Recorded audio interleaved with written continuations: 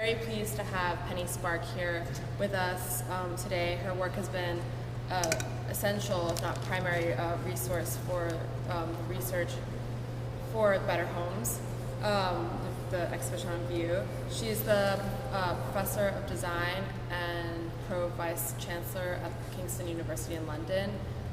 She's written numerous books such as Modern Interior and Elsie to Wolfe, The Birth of Modern Interior Decoration.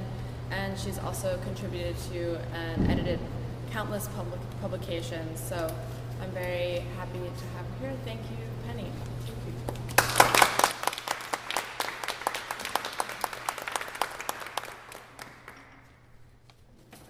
Going to sit down, hoping this microphone's working. Can you hear me at the back? Good, good, okay. Well, thank you very, very much for inviting me. It's a real pleasure. Come over from London and just had a chance to look at the exhibition, which is really lovely.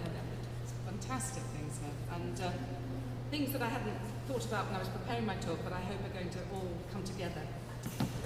Okay, I'm going to talk about domesticity, and I'm going to look at the way domesticity is challenged, actually, within what I'm calling the modern interior, but I'll explain to you what I mean by that in a moment.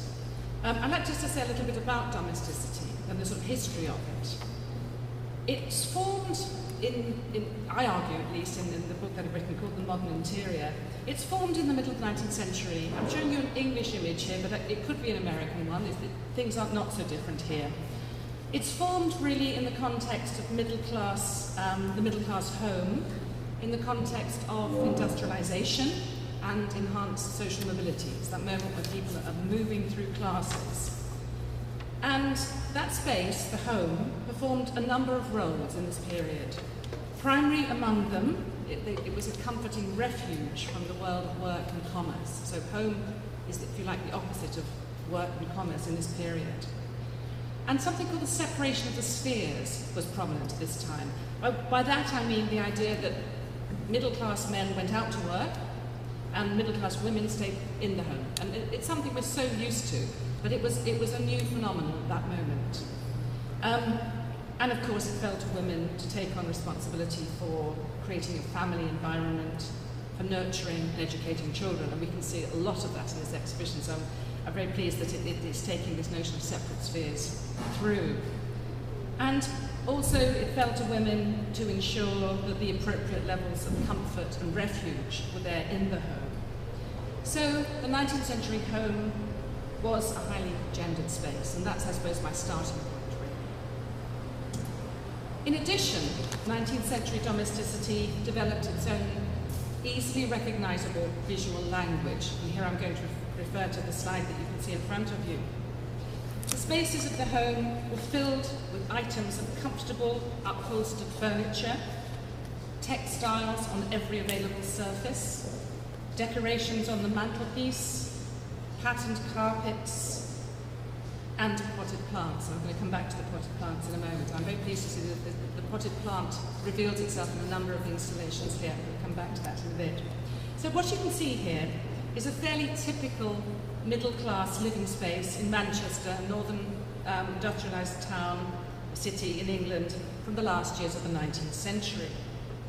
And you can see all the things I've just mentioned: a crowded mantelpiece, framed pictures suspended from the picture rail, prominently displayed plants in pots, several of them if you look around, palms mostly, but not all.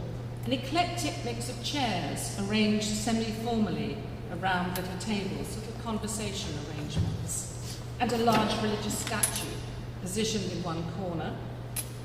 What's happening is that these elements, which are fairly disparate, they're not designed sort of like one space. There's lots of things going on simultaneously, but the combination creates an impression of a very inward-looking home, dedicated to comfort, self-reflection, social interaction, the conversation pieces, and private spirituality. And one of the reasons, this is a fairly kind of random slide really, I just found it when I was looking through some images of interiors. The reason I like it so much is because it has, if you can just look at the background, you see the lady of the house sitting reading quietly in a very enclosed space. The curtains are drawn. This is not a modernist house looking out I just went to see the Corbusier exhibition this morning at MoMA, and it's all about looking out, looking to the landscape. This is the reverse. It's looking in. And that's what this 19th century model of domesticity was all about. So as the 19th century progressed, the home became a focus for artistic intervention. This is very much, I'd say is a non-designed interior. It's an interior that's evolved. It's fulfilling the needs of the mistress of the house, the needs of the home. But gradually with the aesthetic movement, the aesthetic became more important. The home became a place for goods acquired through mass consumption and an object for idealization. The home became an idealized space as the 19th century progressed. It offered opportunities for privacy, for social activities, as we've seen, and for social display. That became increasingly important. There's not too much social, well, there is social display in this interior, but it's a fairly private one. It becomes more social as the century goes on. And the ideology of the spheres that we've talked about made it a site where modern feminine subjectivity and identity was negotiated. And that's really what I spent a lot of time writing about. I'm very interested in that. It's a place where fashionableness could be demonstrated, and importantly, where women could express themselves in their new role as decorators. And that's what these middle-class women became largely. They became not the physical decorators because they would bring in tradesmen to do it, but they probably managed the process. They wouldn't pay for it, but they'd manage the process. So, a notion of domesticity formed at this particular historical moment then. But just as it's formed, it moves away. Let's say moves out. Moves away. It moves out of the home. Sorry, I'm just slipped a slide there. Let me go back to that one. It's an image, as you can see, of women shopping. So there's a kind of paradox. Just at the moment that domesticity is formed and women become the centre of the home, manufacturing or production of things for the home goes out. So that what used to be home crafts, bottling fruit, embroidery, etc., becomes mass manufactured, and women have to go out to consume to bring it back in. So there's a kind of irony there, I think. And so women have to go out, middle class, and I'm talking about middle class women here. It's very different for working class women. So, and here's an example here of women. They've gone out, they've gone shopping, and they're looking in a window with domestic textiles that they would then bring back into the home. So they're creating the home, but having to go out to consume to do so. So by the second half of the 19th century, as a kind of result of this movement of women out of the home, that language of Victorian domesticity actually moves out of the home as well, into what I call homes from home. And this will include cafes, restaurants, women's clubs, hotels. Put an image here of the parlour of actually a Colorado hotel, but it could be a domestic parlour in a home. It's so similar. You've got the same turkey carpet, the conversation chairs, the upholstered, the pictures on the wall, the textiles, but it's actually a semi-public space. It's a hotel. The language moves into the leisure areas, department stores, into railway waiting rooms and carriages, and interestingly, another image I've got here, into what were called at the time lunatic asylums. That's a term we don't use now. Interestingly, this is a female room in what was called at that time a lunatic asylum in 1902. If you look at the furniture, look at the potted plants, look at the carpet, look at the pictures on the wall, it's the same middle-class interior. And they actually use this therapeutically.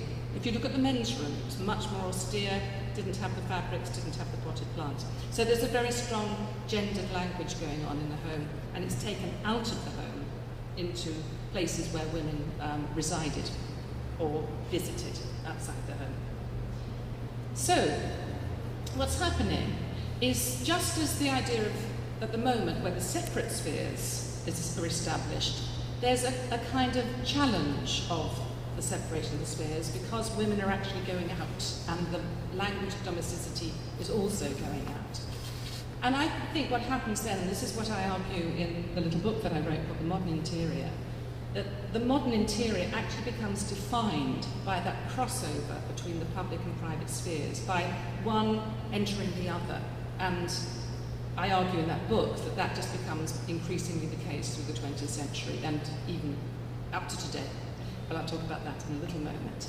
So we have a kind of permeability between the spheres that actually defines modernity.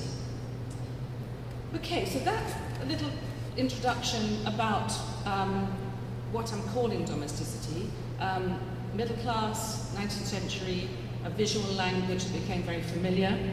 And I'm going to now move into what comes immediately after it, which is the modernist interior, and to see what happens to domesticity when we move into that much more self-consciously avant-garde, modern with a capital M space.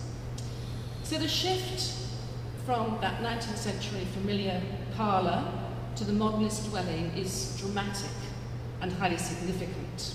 And I'm just showing you here an image by Marcel Breuer, both a student and a teacher at the Bauhaus, comes to America, builds tower blocks, as I'm sure you know, modernist buildings. From the 20s, this is a sort of, I'm using it as a representation really, but gone are the textiles, the colours, patterns, and we've gone down to what you might call the minimum, just the basic requirements of an interior space. Table, chairs, floor, wall, but that's it. Basic lighting. It's complete shift in the language. And what I would like to suggest is that in this transition, the notion of domesticity was actually pushed to its limits. And even more than that, it was problematic. And it was problematic for the modernist architects because its heavy materiality seemed to deny the possibility of a mobile, modern lifestyle, which is what they wanted. I think it's more than that. I think there's a lot to do with class politics there, and even more importantly, gender. And I read a book some years ago now called As Long as It's Pink, which was around the challenge of modernism to feminine taste, which in a sense I'm taking that argument further in what I'm writing about the interior now. Now, in their efforts to avoid domesticity, that's what I would argue they're doing, modernist architects and designers adopted a number of strategies, and I just want to take you through some of those. Primary amongst those strategies was an effort to bring the rational values of the public sphere into what they call the dwelling. They don't use the term home, they use the term dwelling, which is interesting, because home is tied up with domesticity. Dwelling is a much more kind of functional concept.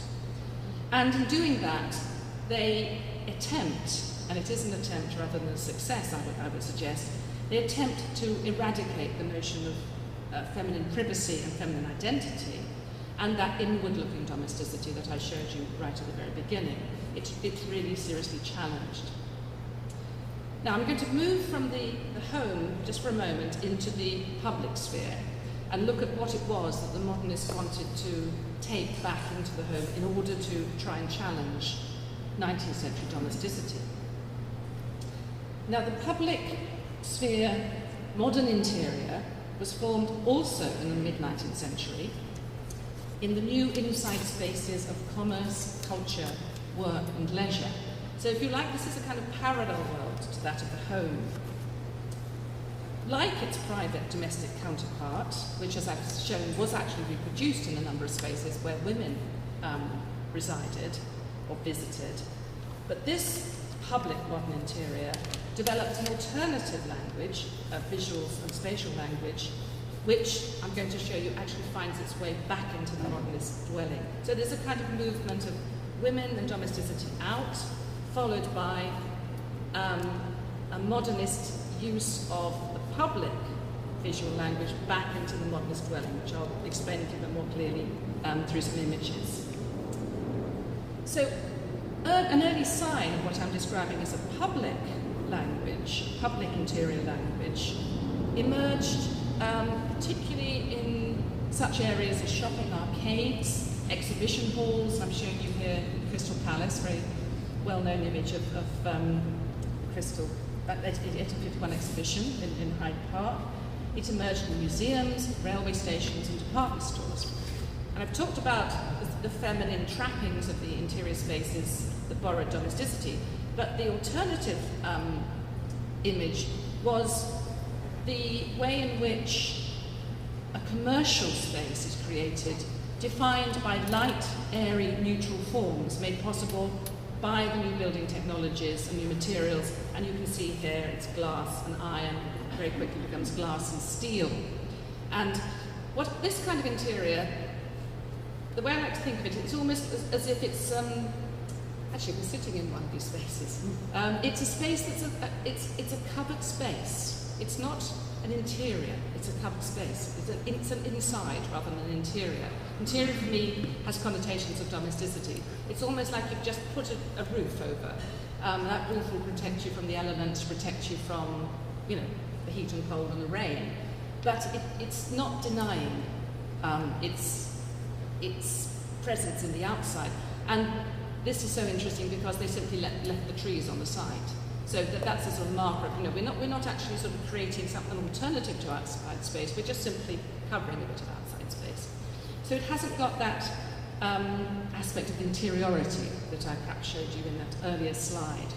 And as I say, it's facilitated by the new technologies of the period, particularly glass and the new metals. So you begin to get a kind of space that's open, transparent, allowing an emphasis on the spaces within them. This is true of the department stores, the arcades. They're covered spaces. They're literally just sort of almost like the sort of sheds we think about, the modern sheds we think about now. So what's happening? There's a search. This is very architectural. There's a search for new architectural language, and these early architects are searching for something that's light, transparent, highly engineered. This is architects looking to engineering rather than perhaps the decorative arts, which I think is the more feminine approach. Highly rational. And then this is very much the other side of the coin from the domesticity that we've talked about. So these are the kind of spaces we're talking about here. By the 20s, and you'll know, those of you who know the history of modern architecture, that they looked to these kind of spaces as models, to sort of engineering spaces. They loved them. Embracing new materials, embracing reinforced concrete, plate glass, steel frame construction, etc. And this all moves into the modern aesthetic. And the architects in question, I won't go into the great detail, we're talking about Corbusier, Mies, Breuer, all those sort of people. They transfer the key characteristics of the new commercial interiors, these large open plan spaces with transparency and porosity, and a sense also of what I call inside-outside ambiguity. And they take them into the domestic arena. And I'm just giving you an image here of the students' dormitories at the German Bauhaus. So they love the use of balconies, verandas, because these are both inside and outside spaces simultaneously. They deny the idea of a kind of a strict boundary between inside and outside. They allow the outside to come inside and vice versa. These are all strategic developments. So this moves into modernism very clearly. But the argument is that they then take it further into the new idea of the dwelling. So by taking those features into dwelling spaces, they're setting out to eradicate the modern interior's role as a space for interiority and identity formation and its links with fashionableness and social status, all the things that we said that the 19th century feminized interior was about. There's a deliberate unpacking of those things and strategies put in place to replace them with other values. So in their place, they emphasize utility and efficiency. Now, where do they get those values from? Why are they trying to change the dwelling?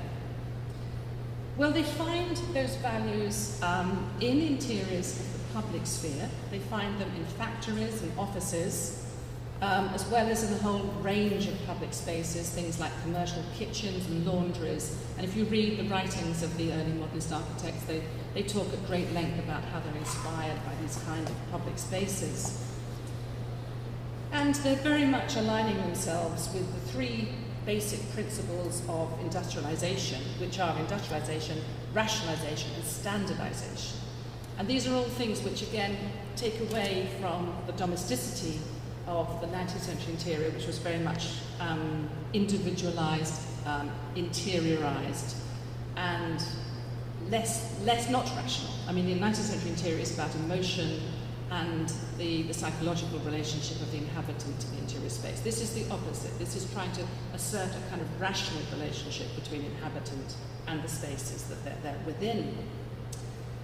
And as I say, they take it into the dwelling, hoping in the process to make the dwelling a rational place and to promote, I mean, I'm sounding as if I'm being very negative about modernism, and the reason they were doing it was to democratize, to try and find a basic standard whereby you could cheaply reproduce the sort of basic elements of good living such that everybody could afford it. So there's a strong socialist underpinning in modernism, but in doing that, they have to deny that sort of what I call a middle class domesticity, which for them is anathema because it's to do with consumerism, it's to do with conspicuous consumption, and all the things that they're against.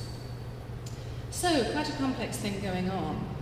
So, as I've said, they find their model, ironically, their dwelling interior, in public interiors, the factory and the office. And in the early 20th century, let's talk a little bit about what happens in the factory and the office. There was a huge effort to rationalize production.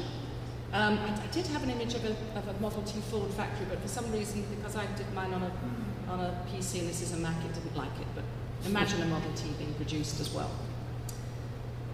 So the factory was the place where rationalisation occurred first. And there were two twin efforts made. You'll know the work of Frederick Winslow Taylor, the whole Taylorist movement, and Henry Ford, who I've mentioned as well. Ford's engineers pushed the concept to mass production several stages forward through the introduction of the moving assembly line. And you know the idea that he breaks down the automobile into its component parts and then introduces a moving assembly line, so you just simply kind of produce the car in a rational way, and the car drives off the end of the assembly line out into the world. It's a breaking down of a process into its rational elements. It's very much a process that's being thought about here, not a product, but a process. And then Taylor develops the principles of scientific management, which I'm sure you've heard about as well, fully developed around about 1900. And he was interested in implementing what later became what we call time and motion studies. And to do that, he was interested in the amount of steps workers took. So it's not so much the rational breakdown of assembly, but more how many steps do workers have to take to pick up the elements they have to use. So it's rationalising a process and breaking it right down into its component parts. And this actually affects the interior. This is actually a very early factory, it's 1879. It's Wheeler and Wilson sewing machine factory, as you can see. But already you've got these long rows of production. This is pre-mass production proper, but it's already seeing itself as a kind of rational space. And the interior space itself becomes rational and open. Actually, incredibly like the space we're in, because it's even got this little sort of raised area letting light in at the top. So it's a nice analogy there. But it looks rational. It isn't just rational in terms of the way it works. It looks rational. You've got these straight lines and everything is sort of systematized and regular. So it spills over into kind of an aesthetic that we've got used to, I think. So factories pick up, first of all, this idea of rationalizing the process, and all sorts of other, as I said, things like, this is just a random image, not a great image, but it's a little galley in a ship. And you can see again, it's a kind of small, rational space, and the kind of thing that influenced the people we're talking about. So by the beginning of the 20th century, these principles of scientific rational management that have come through the factory, and actually come through the office as well, become influential in the private dwelling as well. Particularly in the US, where acquiring servants became increasingly difficult around this time, late 19th century we're talking about, early 20th. What happens is that middle-class women seek to seek themselves to professionalize their domestic activities by themselves comparing the work they do to that of workers in a factory and office. So it's a movement by women themselves, interestingly, to try and give themselves, I suppose, the same kind of status as a paid worker by showing themselves to be scientific and rational in their work. So it's they attempt themselves to get rid of that notion of domesticity and to emulate a model that they see outside. And as I said, this is very much something that happened here in this country. They sought then to reorganize their household work and to apply rational principles. They were aided by the new technological developments, things like sewing machines, refrigerators, factory food processing, all the things that we said made their work, they had to go out of the home. And they began, as I say, to call themselves not housewives but homemakers. And they began to engage with the principle of efficiency. And I'm showing you here Ellen Swallow Richard's laboratory. And she calls it a laboratory, and basically it's developing principles that will feed into domestic work that you take back into the home. Richard was the first woman to enter the Massachusetts Institute of Technology, and in 1910 the founder of the Journal of Home Economics, the beginning of what comes to be domestic science.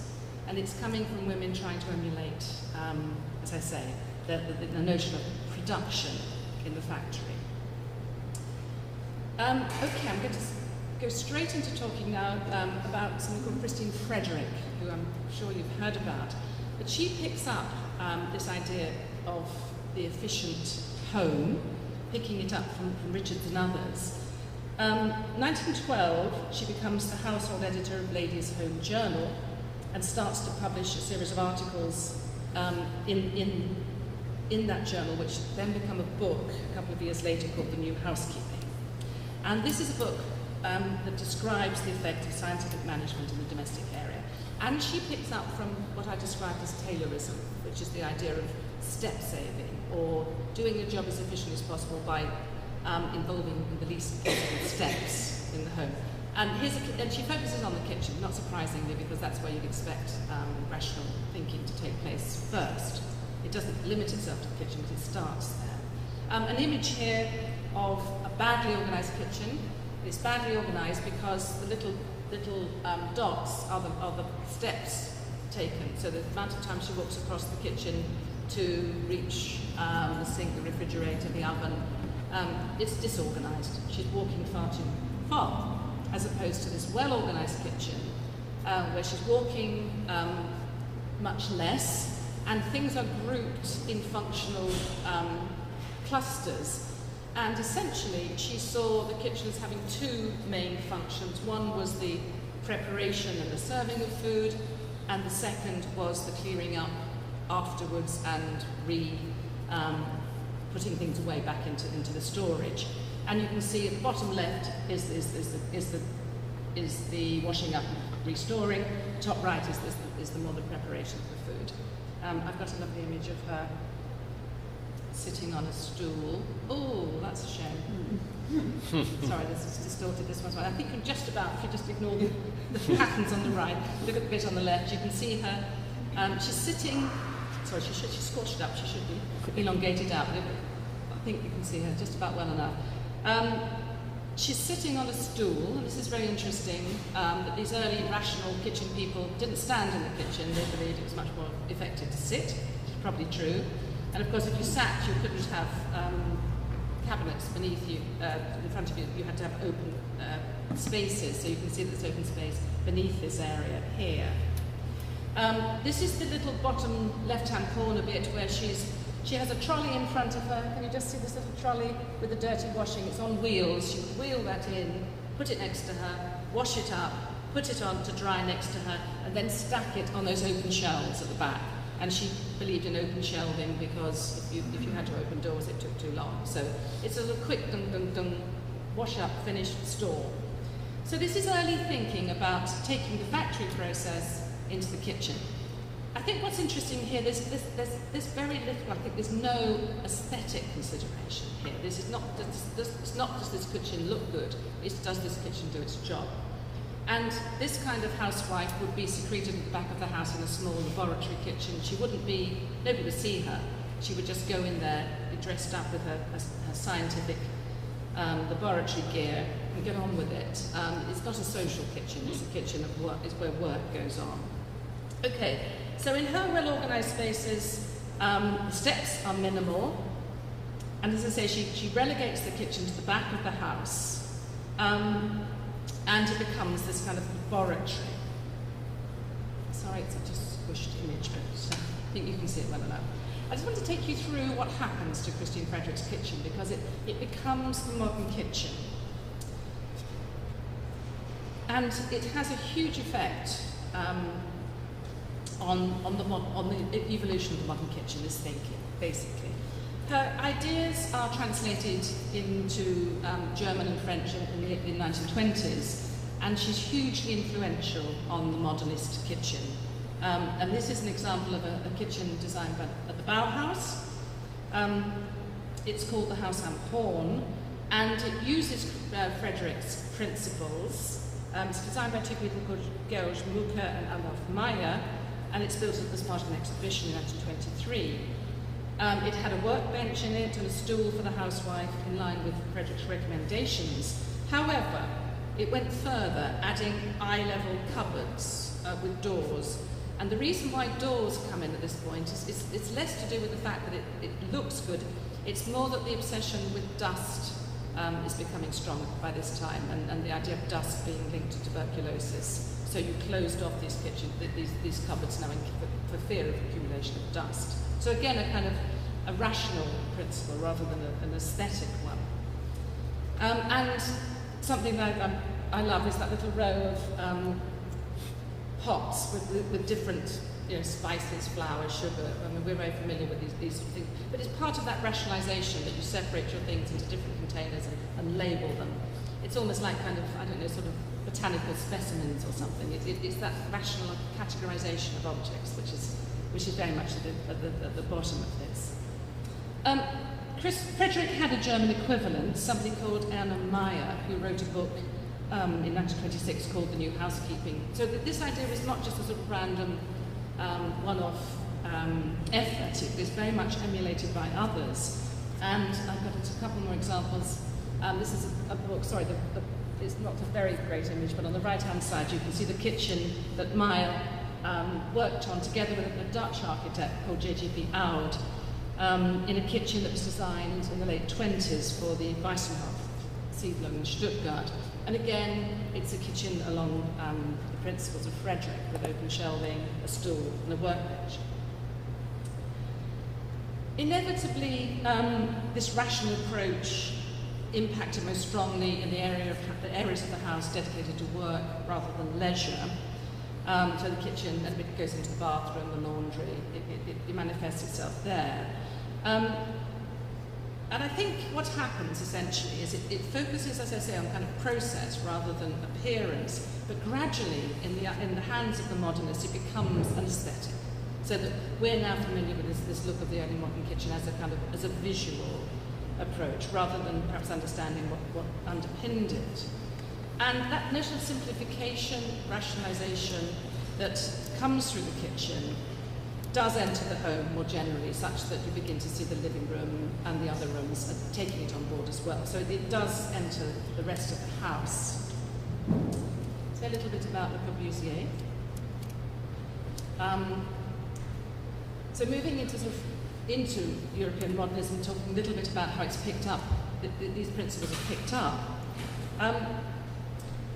Corbusier himself found a number of ways of bringing the public sphere into the private arena, and I would argue as in an attempt to eradicate feminine domesticity quite deliberately. And if you read Corbusier, he's very down on women shopping, and he's negative about the idea of consuming, he's negative about shopkeepers, and the whole principle of bringing unnecessary things into the home. So the kind of strategies he used were using things that come from the public sphere again, brought into the interior. And there are a number of strategies he uses. This is a little pavilion he designed for the Paris exhibition of 25. There are two things in there that I would point to. One is the use of off-the-shelf items of furniture, and you can just see at the bottom tonne bentwood chair, which he uses, if any of you have seen the MoMA show, there's some great images of interiors with bentwood chairs. So his idea is you don't have lush, comfortable furniture, you just go to a hardware store and a bentwood chair is a cheap piece of available equipment. And he prefers the word equipment to furniture. It's been suggested that he took his modernist ideas, a lot of them, his idea of flat roofs, terraces and balconies, from Swiss sanatoria, tuberculosis sanatoria, with which he was very familiar. And this chaise longue, which again there's one in the MoMA show, exactly this model actually. This one was photographed in the Villa Savoie in France, but exactly this chair is in the show. And there's a lot of discussion around the fact that he took the model of that chair from tuberculosis sanatoria. So it's this idea of not sort of designing furniture for interiority, but for functional reasons. And I've mentioned already the obsession with tuberculosis. And this is a sanatorium in Germany from the late 19th century. And it was believed that patients benefited from being exposed to daylight. And they were, you know, whether it's snowing, raining, whatever, these poor people, you can see on the right-hand side, it's kind of open, this space. It's out to the elements.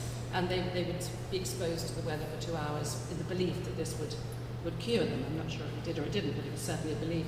But they were on these reclining chairs made of wicker. And it's that model of the reclining chair that the modernists pick up. And I've just shown you the chaise longue that Kolb designed with Charlotte Perriand. So it's the idea really that these are light, these are not fixed solid chairs that have to stay in place. They can be moved, they're flexible, they're movable, they're functional, and they take their origins not from domesticity but from a functional space like a sanatorium. And for him that was inherently modern. So the fact that they worked like this provided modernists with a kind of rationale for rejecting dust-collecting surfaces and clutter of the Victorian parlour. A lot of it was to do with the fear of dust. So simplicity was important for rational reasons, not because it looked minimal and looked elegant or aesthetically pleasing. It was that sense that there was no dust, there was no clutter, and they replaced them with open, transparent, clean, white spaces with a minimum number of furniture items. And as I've said, they called those furniture items, for the most part, pieces of equipment rather than providers of comfort. They were not interested in comfort. So these open-framed reclining chairs were ideal. And I mentioned also the idea of the ready-made.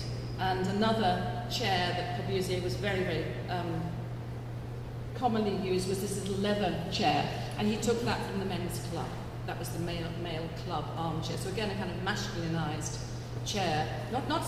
It's comfortable, but it's not comfortable in a parlour sense. It's the male club origin. So all sorts of strategies being used to undermine the model of domesticity that I set out to you at the very beginning. Another strategy modernists used to reject domesticity came not only with their engagement with rational spaces of the modern factory, but also with the very principle of standardisation that underpinned the production that I've described, that Henry Ford, for example, used. And this led them to think about what they called the minimum dwelling. And this is Wells Coates, an English architect, the idea of the minimum flat. And what they meant by this was you could design a sort of simple, minimal interior with all the essential needs that you could then duplicate. So you could have a whole block of flats and you simply duplicate this. And this is mass production of the interior itself, really.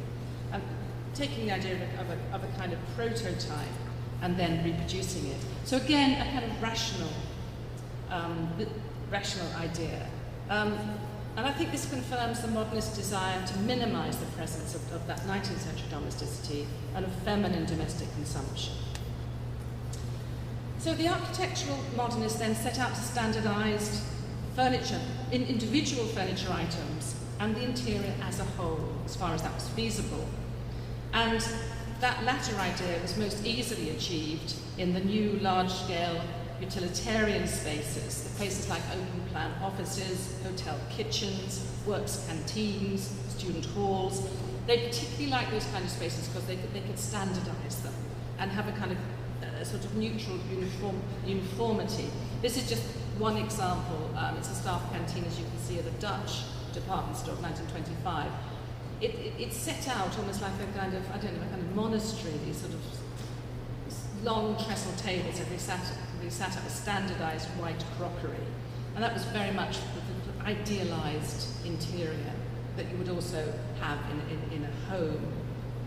And it's within this climate that a female architect called Greta Schutter-Lehotsky designed her very famous Frankfurt Kitchen in 1926, which some of you may have come across.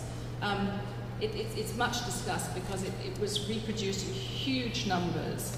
It was designed for the Frankfurt housing that was developed in the 20s, huge blocks of flats, and over 10,000 of these kitchens were installed, absolutely standardized kitchens, following Fredericks' model. You can see the stool there.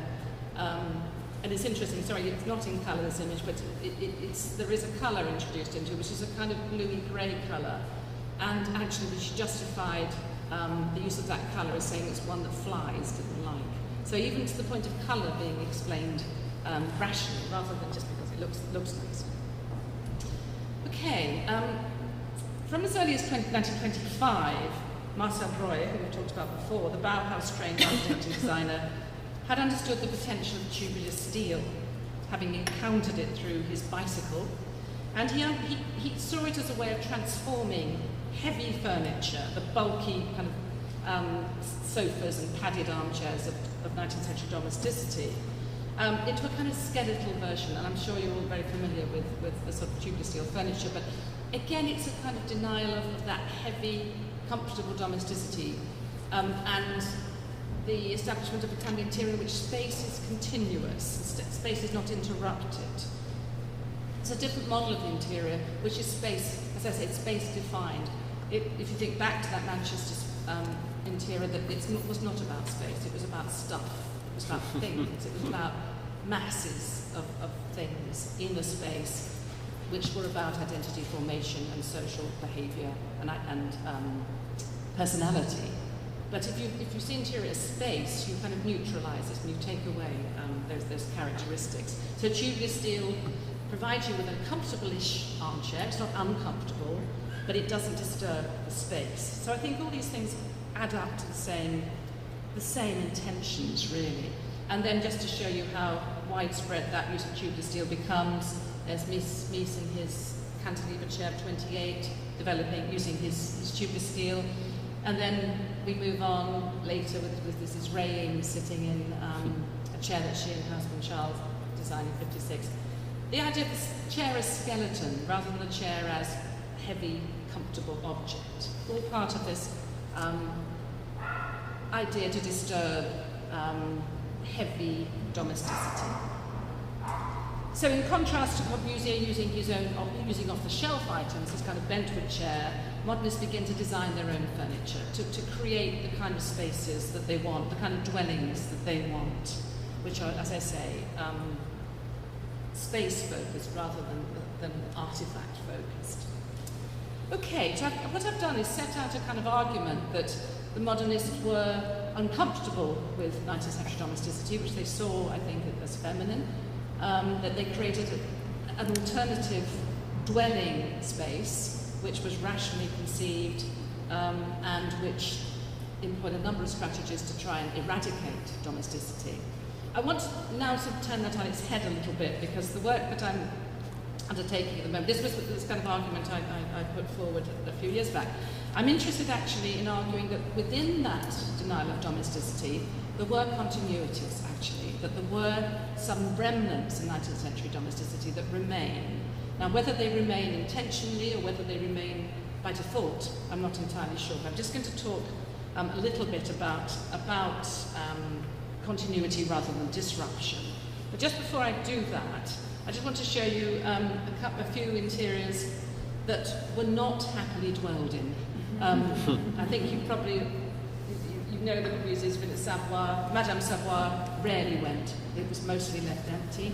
And the other famous house that was designed for a female client, interestingly, the Farnsworth House by Mies, again, the client did not live in it much, and she said it was like being in a goldfish bowl. So there are some interesting stories about female clients having modernist design, minimal homes for them, and not feeling comfortable in them. It's not completely the case. Gerrit Rietveld's Schroeder House, Madame Schroeder inhabited and enjoyed. And I'm just going to talk for the last few minutes really about another house, modernist house, that was inhabited by a family for a number of years and quite comfortably. And I want to discuss a little bit about where I think the continuities of 19th century domesticity actually existed. And I'm going to go back to this image just for a moment and remind you of the role of plants in this interior. There are several potted plants there, as I say, mostly palms, rather sort of well, not very strong looking palms, they all little bits of them, it's mortar. And then there's this potted plant, very prominent on the table. So plants, I'm suggesting, are intrinsic to this model of domesticity. Why are they intrinsic to it? They're intrinsic because they are part of an attempt to maintain a continuity with the past. It's only really in the era of industrialization that middle-class people start bringing plants into their homes. Before that, they didn't. You'd find the odd plant in an aristocratic home, in an orangery. You'd find tulips, obviously the Dutch tulips of the 17th century we know about. But generally, most homes did not bring plants until industrialization and that separation from nature encourages the adoption of plants in the interior. And I think they're very important in this kind of interior. And there are many reasons why they're important. I'm just going to give you a couple of images of 19th century interiors full of plants. Not just full of plants, actually, full of nature in a number of forms, including little bird in a cage. There were several advice books written to, or many advice books written in the 19th century to housewives as how to create a happy home. And one of them was to fill them with plants. And the reason for filling them was not just because it softened and it brought nature in, it was also for the education of children, because children then learned the names of plants. They were seen as being health-giving because they put oxygen back into the air, which is interesting. We're just beginning to look at that again in sort of the green interior.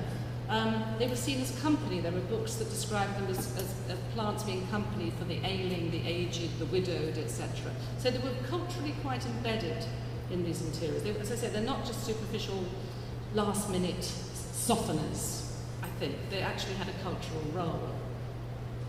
Lots of books with images of these plants in windows, etc. And I like the caption to this one. It says, "The front parlour complete with its horse chair furniture, souvenirs and resident houseplants." These are part of this model of domesticity. And so I began to think, well, okay, I've talked about modernism as being something that negated this model of domesticity, but interestingly, are there any plants in modernist interiors? And of course there are. So I'm sort of now beginning to think there's some kind of level of continuity. As I said, I'm very interested to see the plants, both in that video there and in downstairs in some of the installations. Conservatories become very, very popular in British middle-class homes, following 1851, and the development of Kew Gardens and the big conservatories. So plants start coming into the home. Now I'm just going to give you to finish off, a little sort of case study of a very famous modernist home. I've talked about Mies van der Rohe a little bit in relation to tubular steel furniture, but this is his Villa Tugendhat, which is in the Czech Republic, in Brno, designed 2930. You can just see it in this interior. This is often seen as the classic first open plan, minimal interior, tubular steel furniture, white lino floors, no pictures on the wall, a glass window that electrically goes so far down that you're actually exposed to the elements on one side. So this is the modernist interior, except when you start looking at it, it's a very rich interior in terms of texture, colour, and that texture and colour are introduced by This is an interesting image because on the left-hand side, this is a very famous onyx, piece of onyx that he includes. It's an onyx screen that helps divide this open space. But at the back, on the right-hand side, is actually a very large conservatory that runs down one side of this house. So he has a conservatory in this house. Plants are there, they're part of it. And in a way, the plants are providing the colour, the texture, the chaos, if you like, the disorder that you don't get in the rest of the interior, which is ordered, minimal, and controlled. So I'm beginning to think that when you start looking at the plants in some of these houses, you begin to find what happened to that 19th century domesticity in a different form. So this is the two original images from the house from the 1930, and you can see he's got this great big palm, coconut palm, in the conservatory. But the rest of the house it's his Brno chairs, which are tubular steel. There's no pattern on the floor, etc., etc.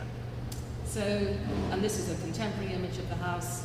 The onyx wall on the left, still there, and interestingly, the three chairs there are green. They were upholstered in green originally, so he's using green quite deliberately, and then behind it, that conservatory.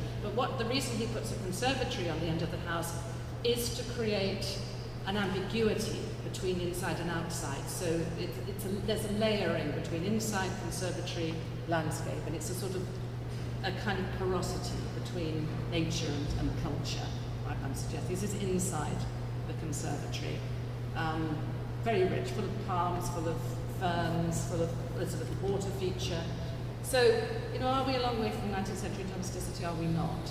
Another image of it, the contemporary image. And then I just wanted to finish with this very odd image because it's something that an image I just took randomly.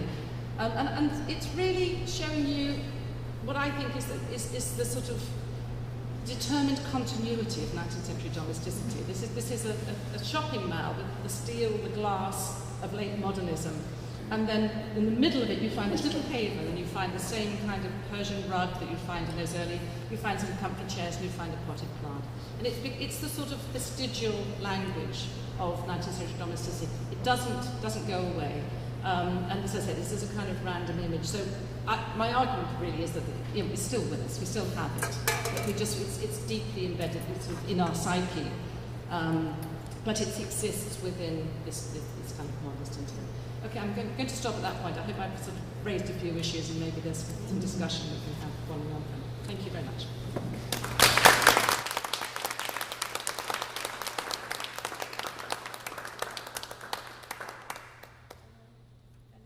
So if anybody does have any questions, I'm very happy, or any comments, I'm very happy to have a discussion and go. There's one right at the back, and then, sorry, then one.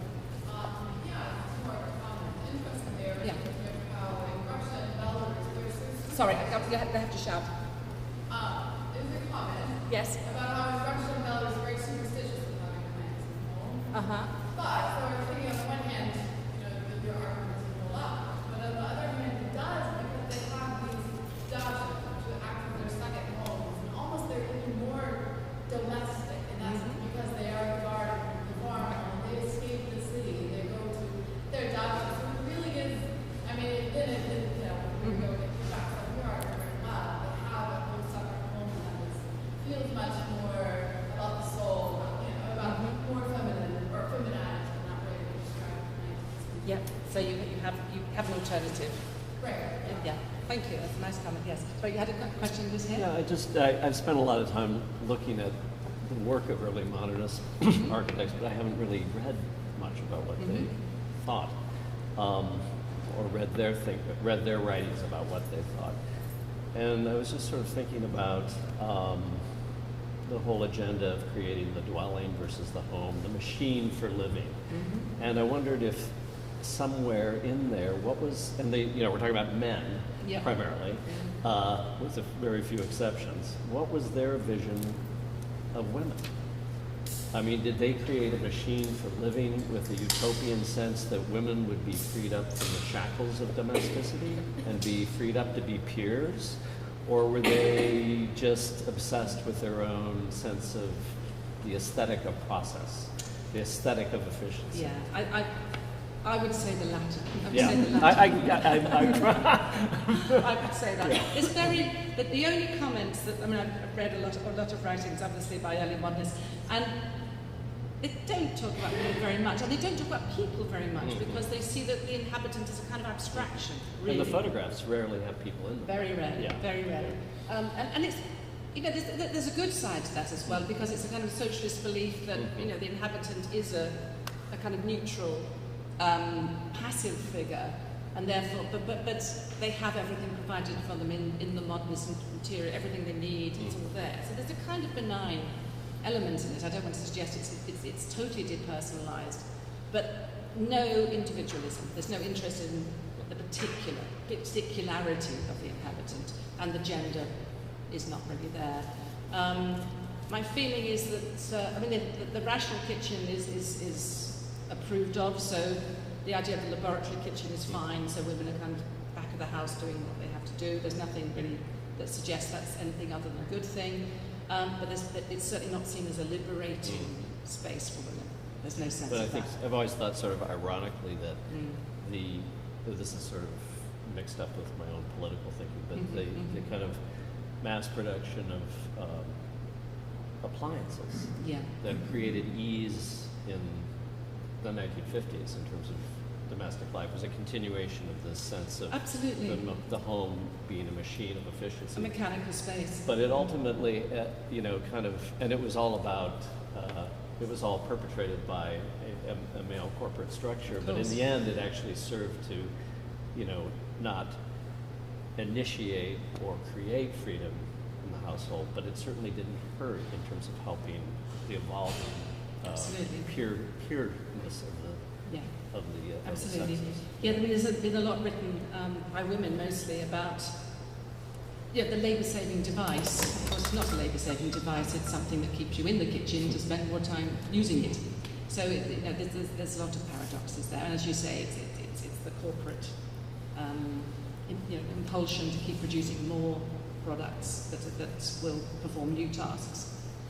Yeah, sorry, there was Can you backtrack just a little bit before the beginning of your lecture to describe what that initial vision of domesticity came out of, or was what was there right before that? Okay, yeah, you're right. I perhaps should have explained that. I sort of describe it as if it falls out of the air, but essentially, before that, I'm characterising rather simplistically. There isn't that sense of separation of the spheres so much, because pre-industrialization work was much more linked to the home. Women often worked in the family business, you know, they may be doing the accounts or something. There wasn't such a clear division of, and this is the establishment of the office in a new building, the bank, the shop. This is before these workplaces evolve as external places. The idea of the man going to work, clocking in, coming back to the home, to a haven. It was much more organic. You know, the home and work and gender division of labour was much more even, really. And so it's with industrialisation and urbanisation that you get that kind of split. It doesn't happen overnight, of course, but it does happen fairly quickly with the middle classes moving into the city. And so would you say then that with the separation, when the worker was coming home, that was not a space where he felt comfortable? Well, no, it was a space where he did feel comfortable because it was the woman's role to create that sense of comfort. So comfort was a very important element of the home, as was spirituality. I mean, the home was a spiritual place. It was where nurturing, education, spirituality, rest, repose, anti-commercial activity went on. It was where commerce did not enter. It was the alternative to the commercial world. It was a much more divided kind of world than it had been prior to that, where commerce and the home were much more closely linked. So I'm simplifying it a little bit, but it does happen over a period of about 40 to 50 years in industrializing countries, that split in the middle class. Not so much the working class, because they keep working. Sorry, one more here. Sorry, did you have another? Oh, no, I was just thinking about that same issue and wondering how much of the creation of that world apart in 19th century domesticity Mm-hmm. was also aspirational for a rising middle Absolutely. class? Yes, Yeah. that's the other side of it, that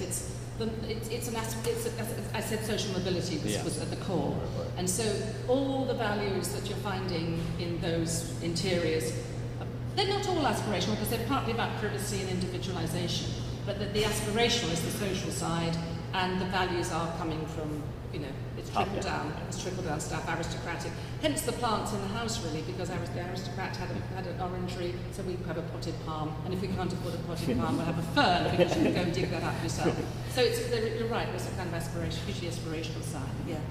There were some hands just that way. Yeah. I was just going to ask, the women, this is post sort of 70s all coming out of the house. Yeah.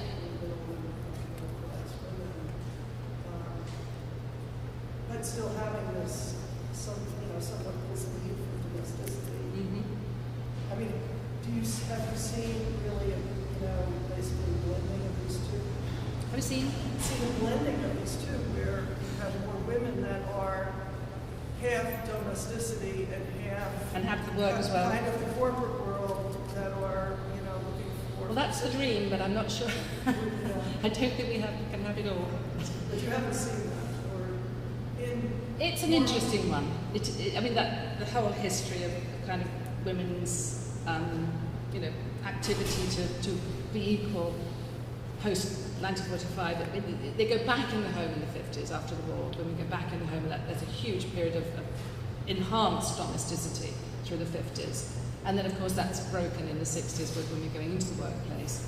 But it's totally, it's problematic because the home remains, domestic childcare remains, domestic needs remain, etc. So it's a tricky one, that one. Can you talk a little about the changing role of socialization within the home? Because it seems like the 19th century home is actually a more public space in terms of, hosting visitors. But then the interior is more about privacy, and then we have this kind of flip through modernist architecture and design. Yes, you're right.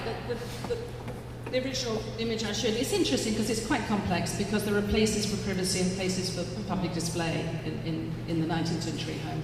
But yes, it is a place for entertaining. The parlour is a place for entertaining, taking tea, and it is where you assert your social identity through the display in your home. And within modernism, I suppose, yeah, you're right.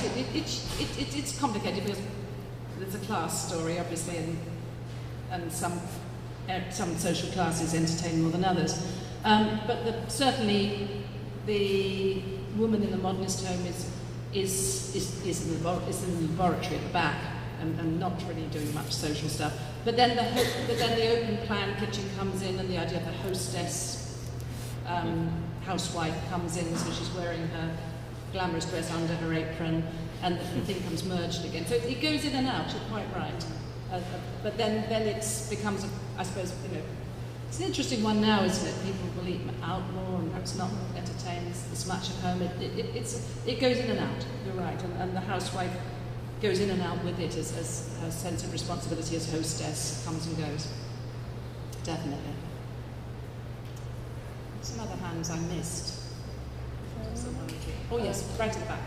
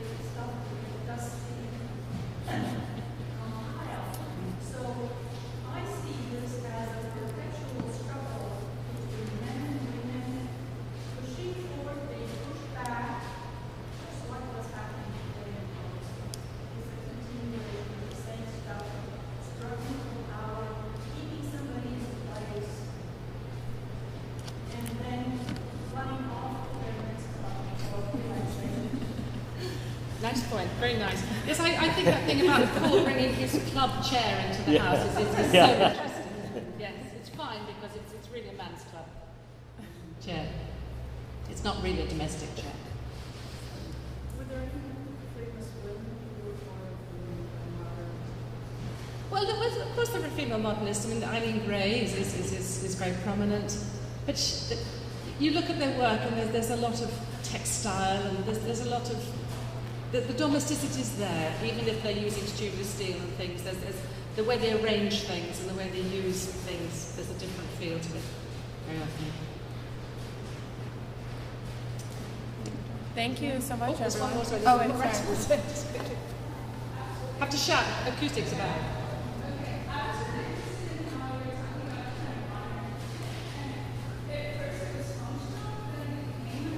Yeah.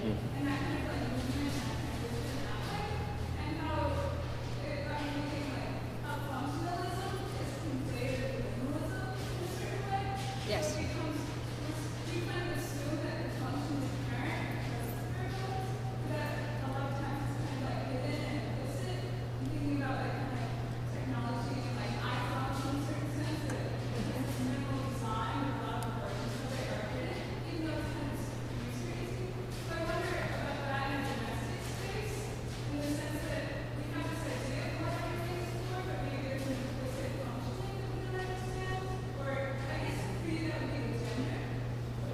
Yeah.